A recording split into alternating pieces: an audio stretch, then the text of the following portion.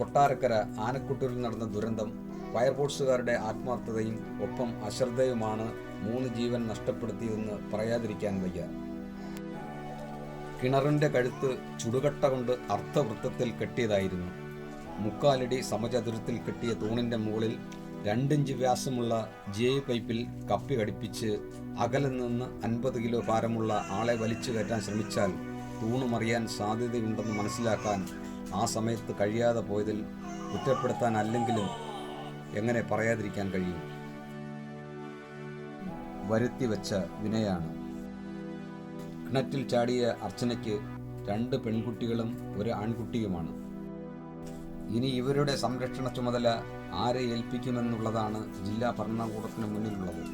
കാരണം കുട്ടികളെ അച്ഛൻ നേരത്തെ ഉപേക്ഷിച്ചു പോയതാണ്. അങ്ങനെ പറയുന്നത് ഇപ്പോൾ ശരിയാണോ എന്ന് സംശയമുണ്ട്. എന്നാലും അങ്ങനെ സംഭവിച്ചതിനെ തുടർന്ന് അർച്ചന കൂട്ടിനായി ഒരു യുവാവിനെ ഒപ്പം കൂട്ടി. അയാൾക്കാണെങ്കിലോ അർച്ചനയ്ക്ക് മറ്റ് പുരുഷന്മാരുമായി ബന്ധമുണ്ടെന്ന് പറഞ്ഞ് പലപ്പോഴും തല്ലിയിട്ടുണ്ട്. അന്നും തല്ലുകൊണ്ട ശേഷമാണ് കിണറ്റിൽ ചാടിയത്. മരിക്കാൻ തീരുമാനിച്ചു തന്നെയാണ്. അല്ലെങ്കിൽ 55 അടി താഴ്ചയുള്ള ആര് കണ്ടാലും ഒന്ന് ഭയക്കുന്ന ആ കിണറ്റിൽ ചാടില്ല. എന്നിട്ടും അർച്ചനയുടെ ജീവൻ നഷ്ടപ്പെടാതെ കിണറ്റിൽ കിടന്ന് അലറി.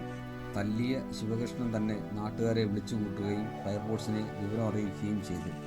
ഫയർഫോഴ്സ് ഉടനെത്തി അർച്ചനയെ കരയിലേക്ക് വലിച്ചു കയറ്റുന്നതിനോടൊപ്പം മുകളിലേക്ക് കയറി വന്ന ഫയർഫോഴ്സ് ഉദ്യോഗസ്ഥനായ ശ്രീ സോണിയുടെ മുകളിലേക്ക് കിണറിൻ്റെ 2 തൂണുകളും ഇടിഞ്ഞു വീഴുകയായിരുന്നു. തൂണിനരികിൽ കിണറ്റിലേക്ക് നോക്കി നിന്ന ഇതിന് കാരണക്കാരനായ ശിവകൃഷ്ണനും ഉള്ളിലേക്ക് മറിയുന്നു.